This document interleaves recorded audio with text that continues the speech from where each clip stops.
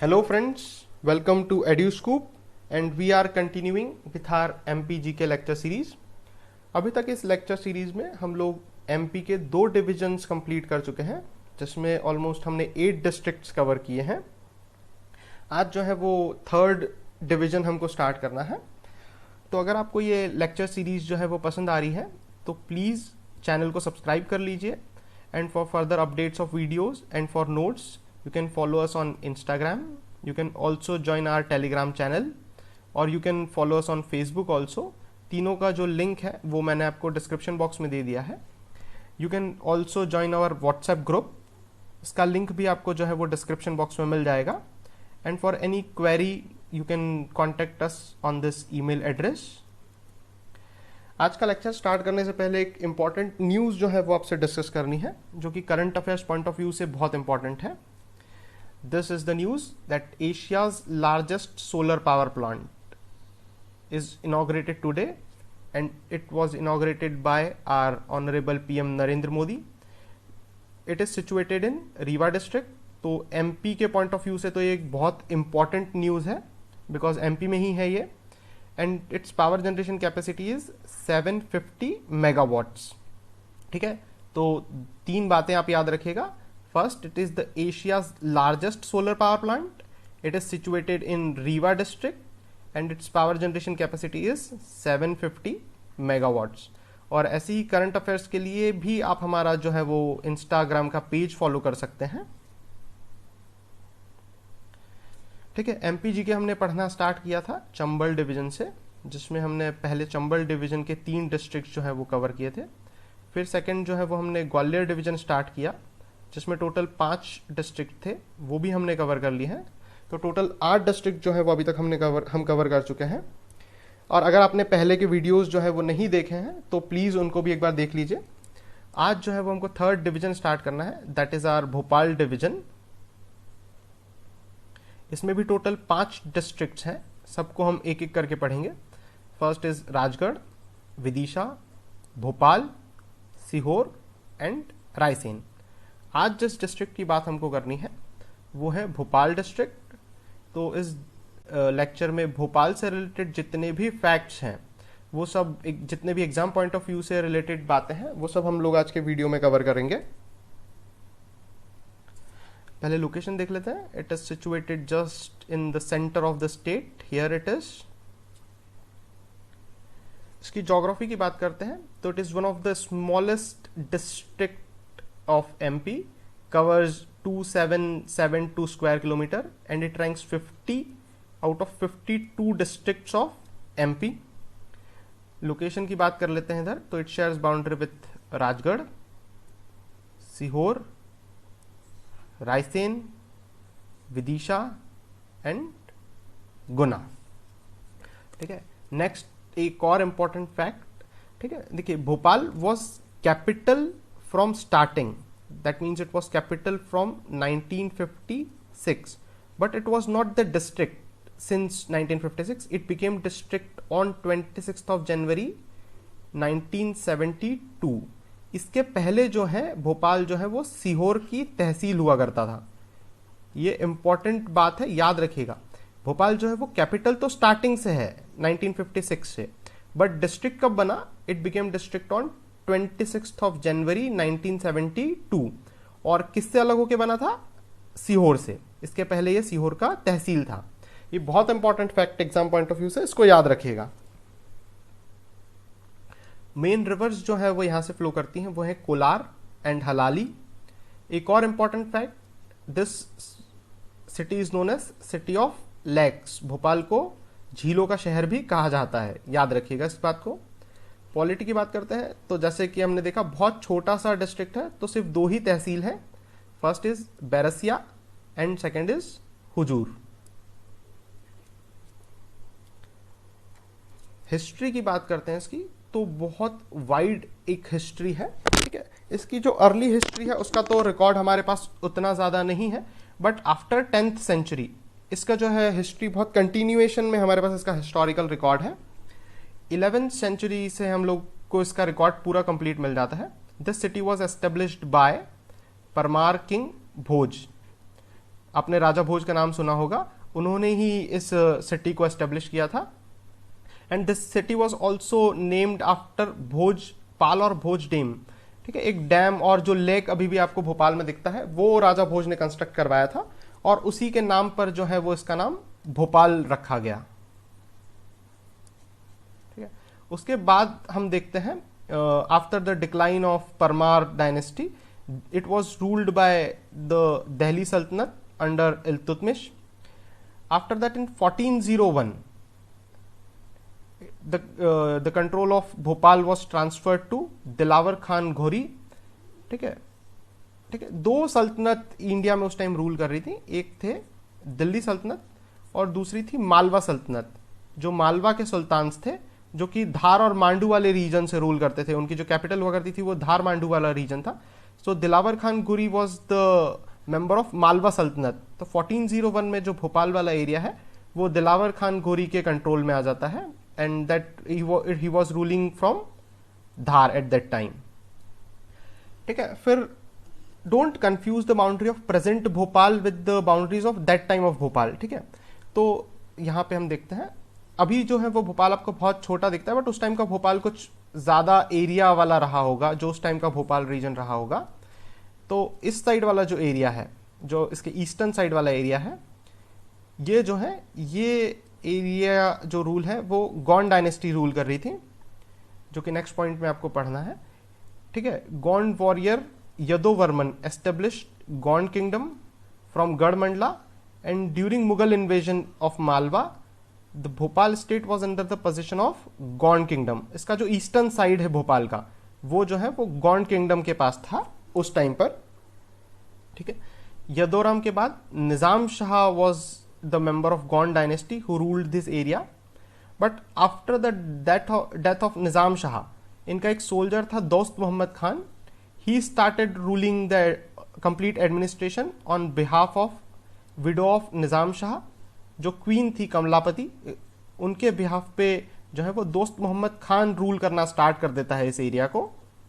But after the death of Kamlapati the complete control was took over by Dost Mohammad Khan, and he led the foundation of modern day Bhopal. ठीक है, ancient day जो भोपाल है वो establish किया था भोज king ने, मतलब राजा भोज ने, जो कि एक परमार किंग थे।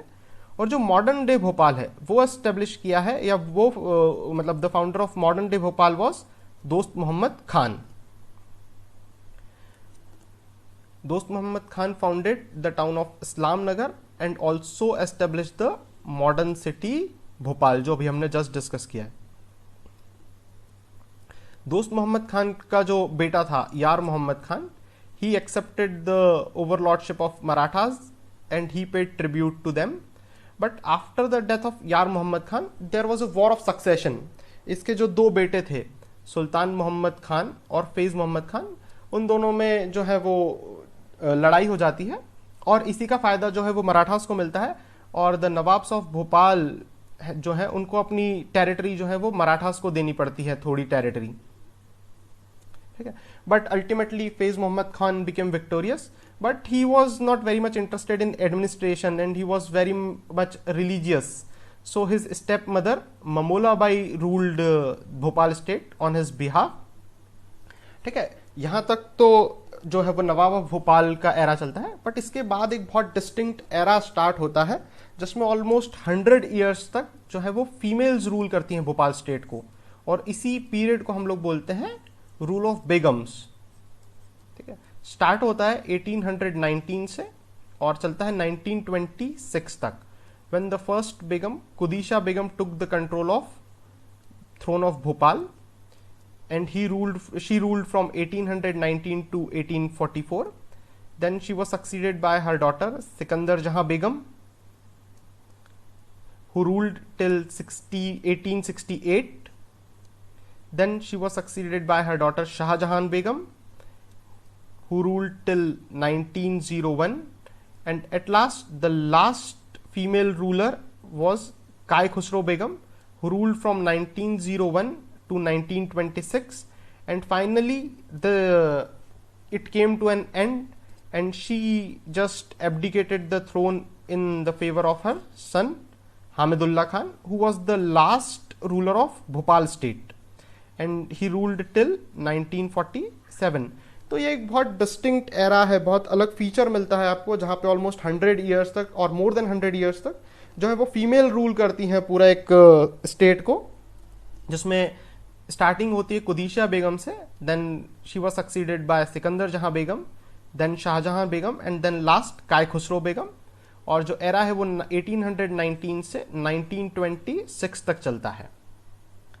And finally on 30th of April 1949 the Nawab of Bhopal signed the instrument of accession, and then Bhopal became the integral part of Indian Union as well as it became the integral part of India. Sorry, it became the integral part of Madhya Pradesh.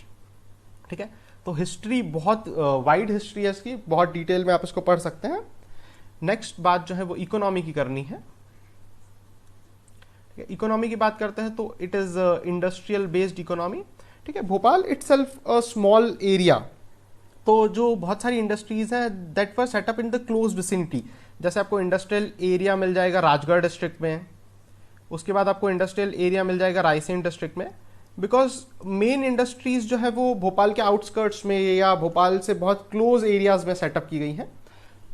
Because ये जो Bhopal district है वो itself a very small district. ठीक है, और mainly जो यहाँ पे रेसिडेंट्स हैं उन वो जो है वो रिटेल बिजनेस में इन्वॉल्व है। ठीक है, एक इम्पॉर्टेंट गवर्नमेंट इंडस्ट्री यहाँ पे है जिसका नाम आपने सुना होगा, Bharat heavy electricals limited, in short it is known as भेल, BHEL।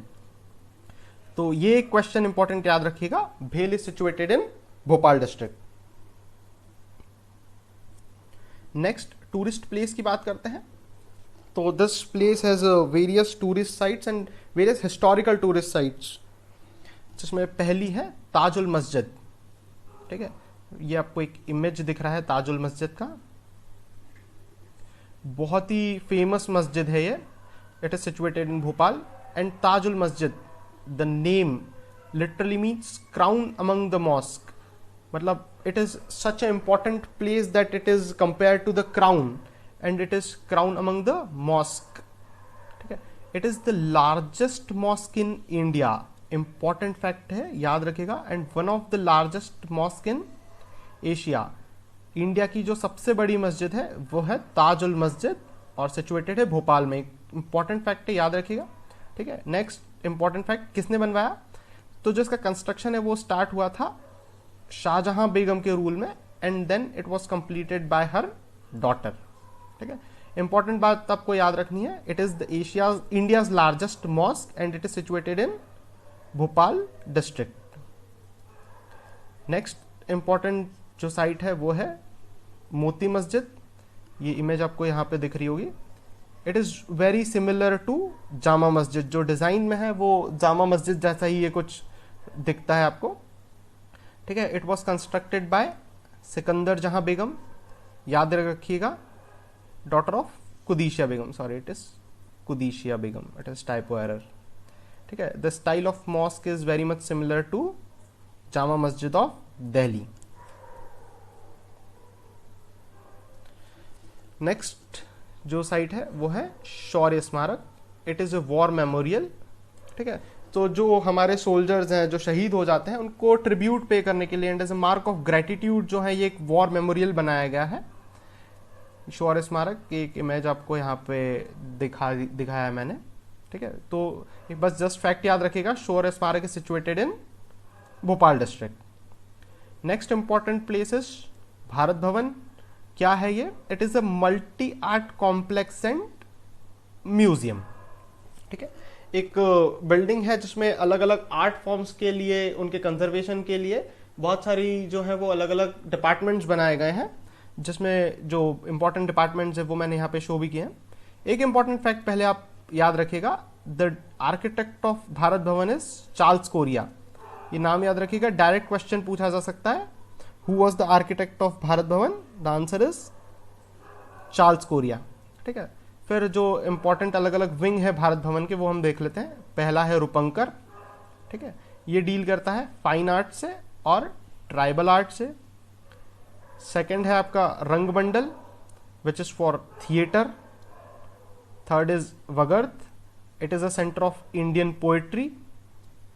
Next is Anhad, it is for classical and folk music. And last is Chhavi which is for classical cinema. ठीक है.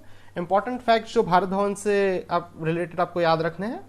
Bharat Bhavan situated in Bhopal district, design by Charles Korea. और ये जो इसके 5 अलग अलग wings हैं, इनका एक छोटा सा डिस्क्रिप्शन आप याद रख लीजिएगा. Roopankar related to fine arts, Rangmandal related to theatre, Vagarth related to Indian poetry, Anhad folk and classical music, and Chhavi is related to classical cinema. Next important place is Indira Gandhi Rashtriya Manav Sangrahalaya. It is also a museum. ठीक है. National museum of humankind जिसको आप बोल सकते हैं, और museum of man. ठीक है. यहाँ पे जो एक पूरी इंटीग्रेटेड स्टोरी है वो बताई गई है अलग अलग मॉडल्स के through of evolution of man. How a man from the ancient time of nomadic people to developed to modern era. ठीक है. तो ये एक मॉडल भी मैंने आपको यहाँ पे दिखाया है. अलग अलग मॉडल के थ्रू यहाँ पे आपको बताया गया है कि कैसे आदि मानव से लेके अभी तक जो मॉडर्न मैन है उसका इवोल्यूशन हुआ है. वो सारी चीजें यहाँ पे बताई गई हैं. Next important place is one Vihar national park. याद रखिएगा, it is situated in Bhopal district. ठीक है. It is one of the smallest national park of MP and it is managed on the lines of जू. ठीक है. और इसको national park declare किया था 1979 में. Next, famous personalities of Bhopal. The first one is Shankar Dayal Sharma, जो कि इंडिया के 9th प्रेसिडेंट थे. उनका बर्थ प्लेस है. It is also the birth place of famous lyricist Javed Akhtar. And last, Aslam Sher Khan, who was a national hockey player and later he became the member of parliament. कुछ और important fact है. It has the highest population density of 855 according to 2011 census. And the last fact, first private railway station of India, that is Habibganj railway station, situated in Bhopal. याद रखिएगा, India का जो पहला private railway station है वो कौन सा है? Habibganj railway station. और कहाँ सिचुएटेड है? Situated in Bhopal district. ठीक है. और लेक्चर जो है वो बहुत लेंदी हो गया था, इसलिए आज के लेक्चर में मैंने क्वेश्चंस ऐड नहीं किए हैं. हम लोग कल जो है वो क्वेश्चंस डिस्कस कर लेंगे. आज के लेक्चर में बस इतना ही. Thank you for watching. और अगर लेक्चर पसंद आया है तो please hit the like button and hit the bell icon for getting the updates. You can follow us on our Instagram and you can also join our Telegram channel. Thanks for watching.